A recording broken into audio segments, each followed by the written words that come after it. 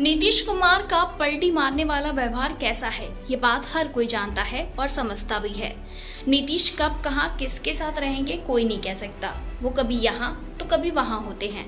लेकिन नीतीश कुमार की एक बात है जो हर कोई जानता है, वो ये है कि नीतीश जानते हैं कि बिहार में किसका पलड़ा भारी होने वाला है, कैसे बिहार की सत्ता पे काबिज रहना है, मुख्यमंत्री की कुर्सी पर कैसे डटे रहना है। ये बात नीतीश कुमार बहुत अच्छे तरीके से जानते हैं। वो जानते हैं कि अपना जाति समीकरण कैसे ठीक बिठाना है, कैसे अपने लोगों को मुट्ठी में रखना है। अब बीजेपी इस बात को भांप चुकी है। वो भांप चुकी है कि अगर बिहार में अपने आप को मजबूती के साथ जमाए रखना है तो नीतीश की जरूरत तो पड़ेगी। फिर अब नीतीश हमेशा उनके साथ रहेंगे या नहीं रहेंगे, ये कहना भी थोड़ा मुश्किल है, क्योंकि नीतीश का तो कोई भरोसा नहीं होता। ऐसे में अब भारतीय जनता पार्टी को एक अपना नीतीश, एक नया नीतीश, जी हाँ, भारतीय जनता पार्टी को अब एक नए नीतीश को बनाने की कोशिश कर रही है, अपने ही नीतीश को बनाने की वो कोशिश कर रही है। वो नीतीश जो भारतीय जनता पार्टी को बिहार में मजबूती के साथ आगे ले जा सके। नीतीश के कुर्मी कार्ड पर किस तरीके से कब्जा किया जा सके, ये बात अब भारतीय जनता पार्टी पूरी तरीके से प्लान कर चुकी है।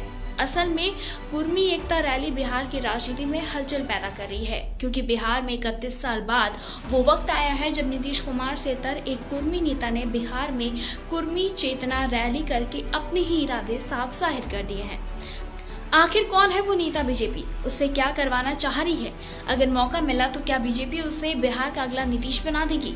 आखिर क्या है बिहार में बदलते हुए राजनीति समीकरण का सच? ये कुर्मी चेतन रैली करने वाले नेता का नाम कृष्ण कुमार मंटू पटेल है। वही ये रैली भी आयोजित कर रहे हैं। इसके नाम पर गौर कीजिए और फिर आगे आपको ये बताते हैं कि असल में इनके इरादे क्या हैं। क्या ये बीजेपी में क्या क्या करना चाहते हैं और बीजेपी कैसे इन्हें कठपुतली की तरह चलाना चाहती है, वो भी आपको बताते हैं। दरअसल इसीलिए ये खास है क्योंकि मुख्यमंत्री नीतीश कुमार भी कुर्मी जाति से ही आते हैं। कुर्मी एकता रैली चुनाव साल में जातीय समीकरण को प्रभावित कर सकती है। 1994 में भी नीतीश कुमार ने कुर्मी चेतना रैली का नेतृत्व किया था। ये रैली आयोजित हुई पटना के ऐतिहासिक गांधी मैदान में। तब लालू यादव और नीतीश कुमार की दोस्ती टूट चुकी थी। लालू यादव बिहार के मुख्यमंत्री थे और नीतीश कुमार महज एक सांसद। फिर भी दोनों एक ही पार्टी में थे, जिसके अध्यक्ष थे लालू यादव। लालू ने नीतीश को संदेश भी भिजवाया था कि रैली उनकी सरकार के खिलाफ एक षड्यंत्र है और अगर नीतीश इस रैली में शामिल होते हैं तो इसे बगावत माना जाएगा। तो बताते चले, इस रैली के बाद नीतीश कुमार लालू यादव से अलग हो गए थे, जिसके बाद वो बिहार की राजनीति में प्रमुखता से उभरे और इस रैली को एनडीए नेताओं की ओर से जाति समीकरण को मजबूत करने के लिए देखा जाता है। और अब ये जो नई रैली हो रही है वो भी इसी मकसद से की जा रही है कि कहीं ना कहीं जो प्रभाव नीतीश कुमार की रैली का पड़ा था, अब शायद वही प्रभाव कहीं ना कहीं भाजपा को उम्मीद है कि इस नई रैली से भी बिहार में पड़ सकता है। बिहार की राजनीति में जाति का प्रभाव हमेशा से ही रहा है। उस वक्त से नीतीश की रैली हुई और आज के समय में हर एक रैली में जाति का प्रभाव, हर एक चुनाव में जाति का प्रभाव देखने को मिलता है।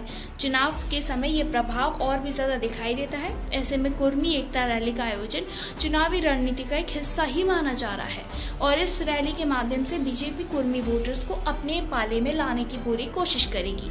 ये रैली नीतीश कुमार के लिए भी एक चुनौती बन सकती है। ये बहुत बड़ी बात है, क्योंकि कहीं ना कहीं नीतीश पर अब बीजेपी का भी भरोसा नहीं रहा है।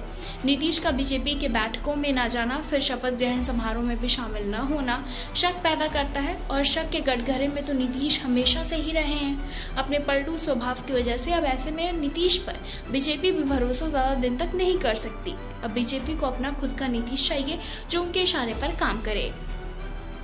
ऐसे में जब नीतीश कुमार की जाति का ही आदमी उस जाति की रैली निकालता है, लेकिन पार्टी बदली हुई होती है और पार्टी वो होती है जो लगातार केंद्र में 3 बार सरकार बना चुकी है, तो असर तो पड़ेगा ही। लेकिन बड़ी बात यह है कि इस साल के अंत में बिहार में विधानसभा के चुनाव भी होने वाले हैं और इस चुनाव में चंद महीने पहले ही मुख्यमंत्री नीतीश कुमार के जातीय समीकरण की गणित में बीजेपी अपनी हिस्सेदारी निकालकर अगर नया नेता बना लेती है तो नीतीश कुमार की विरासत का फिर क्या होगा? आपको क्या कुछ लगता है? हमें कमेंट सेक्शन में कमेंट करके जरूर बताएं।